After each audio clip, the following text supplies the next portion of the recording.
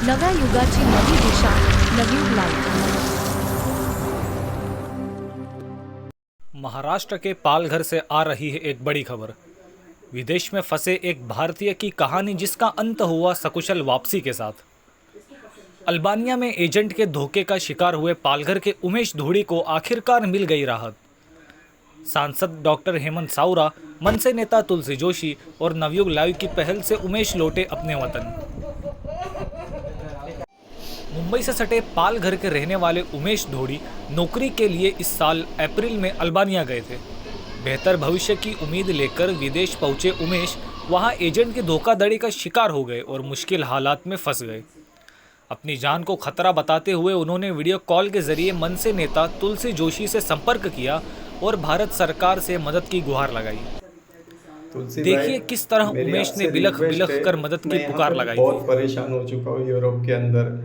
मैं एक कंपनी के अंदर ये काम कर करके ना, मैंने इतनी ईमानदारी से काम करने के बावजूद भी इन लोगों ने मुझे यहाँ से, मेरे पे झूठा इल्ज़ाम और ब्लेम लगा के मुझे यहाँ से कंपनी से निकाला गया है।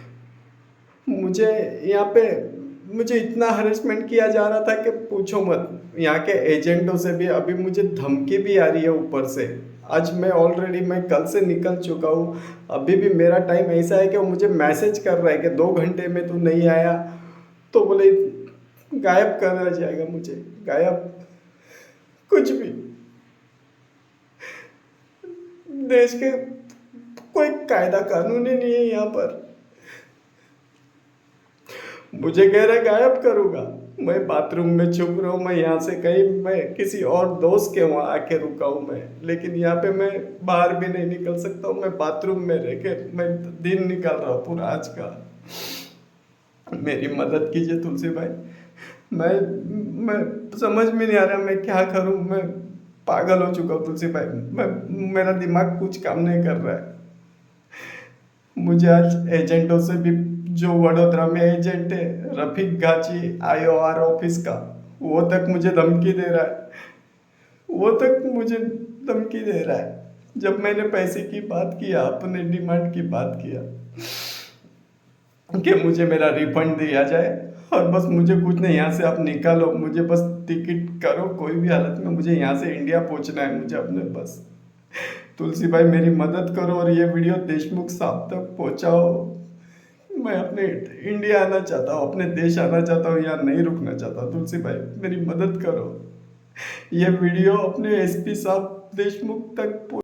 मनसे नेता तुलसी जोशी ने मामले को गंभीरता से लेते हुए नवयुग लाइव से संपर्क किया। चैनल पर खबर प्रसारित होते ही प्रशासन हरकत में आया। पालघर के सांसद डॉक्टर हेमंत सावरा और पालघर पुलिस अधीक्षक यतीश देशमुख ने तुरंत कार्रवाई शुरू की। कड़ी प्रशासनिक कोशिशों और मीडिया की भूमिका के चलते उमेश आखिरकार वतन लौट आए।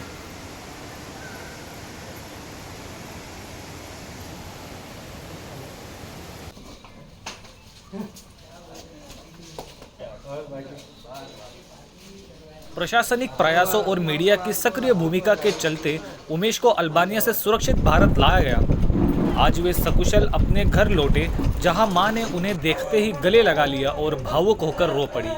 परिवार ने राहत की सांस लेते हुए प्रशासन, जनप्रतिनिधियों और मीडिया का आभार व्यक्त किया। इन सब के बीच उमेश धोड़ी ने अपनी वापसी पर क्या कहा, आइए सुनते हैं। आप भारत देश में पहुंच चुके हो, क्या महसूस कर रहे हो, क्या कहोगे आप? मैं आज खुश हूँ कि मैं अपने घर परिवार से मिला हूँ। आज मैं बहुत खुश हूँ। मैं भारत सरकार का और जो यहाँ की जो भी प्रशासन है और यहाँ के जो खासदार हैं, अपने खासदार का, इनका मैं बहुत तहे दिल से शुक्रगुजार हूँ कि खासदार ने भी मुझे उतनी मदद की है। और मैं राज साहब ठाकरे और राज साहब ठाकरे के जो कार्यकर्ता, जो अध्यक्ष है, जो यहाँ के जो तुलसी भाई जोशी, इनके माध्यम से मुझे सारे सब कुछ कांटेक्ट हुए आगे। जैसे कि पालघर के SP सर हो गए, देशमुख सर, गुजरात के एक DGP हो गए तोमर सर करके, नरसिम्हा तोमर, और वहाँ के क्राइम ब्रांच, और वहाँ के जो उनसे भी आगे और भी है इंडियन एम्बेसी के, ये सारे कांटेक्ट मुझे तुलसी भाई के माध्यम से मुझे मिले। और उनसे सारे तुलसी भाई ने उनसे कांटेक्ट करवाया, सारे से कॉन्फ्रेंस पे बात की और यहाँ पे आज मैं आपके सामने सुखरूप उन्हीं की मदद से आज मैं अपने घर पहुँचा हूँ भारत। नहीं तो मुझे नहीं पता था मैं यहाँ पर भारत में लौटता या नहीं लौटता, मुझे नहीं पता था, या मेरी लाश लौटती थी।